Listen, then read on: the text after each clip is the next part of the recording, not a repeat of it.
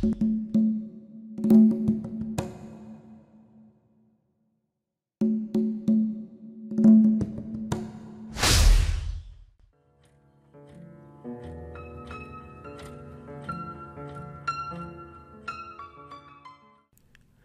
question agricole dans ce pays, dit Philippe, elle est comme insoluble. Plus je l'étudie, et plus j'ai tendance à conclure que toutes les issues sont fermées. Prenez seulement l'aspect démographique de la question. La population rurale augmente à un train d'enfer. D'ici quelque temps, nous serons à 4 millions d'habitants. Où voulez-vous que tous ces gens-là vivent? De quoi voulez-vous qu'ils vivent?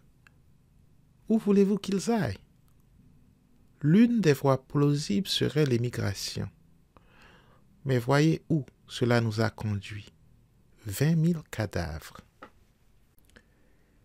Philippe était de culture petite bourgeoise. Très piocheur, il aimait les livres et s'intéressait particulièrement aux questions sociales. Il était d'une grande probité intellectuelle et s'efforçait le plus possible de rester objectif dans ses recherches.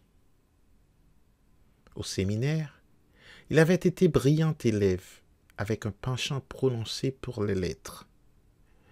L'histoire de France avait été son fort, mais il n'avait jamais pu s'intéresser à celle de son propre pays.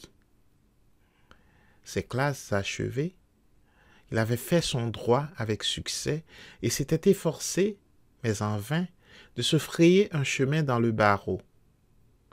La profession était si encombrée qu'il avait dû l'abandonner, découragé. Il s'était ensuite tourné vers l'école d'agriculture où il s'était inscrit. Il y suivit sans enthousiasme des cours pendant 3 ans.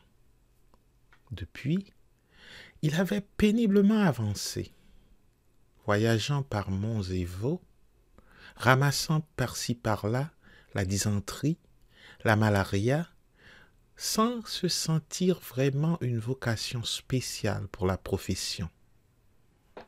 Mais les masses rurales l'intéressaient. C'était comme un monde nouveau qu'il découvrait, un monde dont il avait pratiquement ignoré l'existence jusqu'ici. Il en avait d'abord entendu parler que très vaguement, d'une façon plutôt abstraite, académique.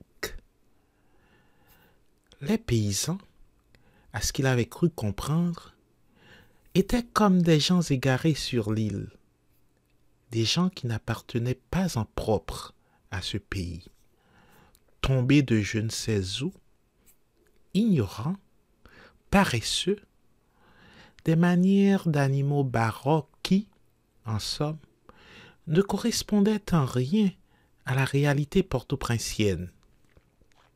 Tout au moins, c'est l'impression qu'il avait gardée de ses conversations avec ses camarades et ses parents, et aussi des opinions récoltées incidemment dans les milieux convenables de la capitale.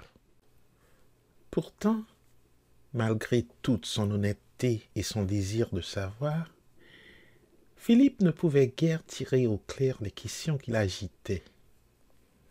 Sa pensée, en maintes fois, avait été sollicitée par certains problèmes. Mais, comme toujours, il aboutissait malheureusement à une impasse. Parfois, il se débattait avec impuissance dans les contradictions les plus étranges. Voyant très nettement un aspect de telle question, alors que l'autre pôle restait plongé dans la nuit la plus profonde. Il arrivait ainsi à des vérités partielles, sporadiques, sans aucun lien solide entre elles, qui prenaient parfois figure d'axiomes, mais qui, en définitive, ne conduisaient à rien, n'étant pas soutenues par la trame consistante d'une logique interne, capable d'enfiler de bout en bout ces vérités isolées, étrangères l'une à l'autre.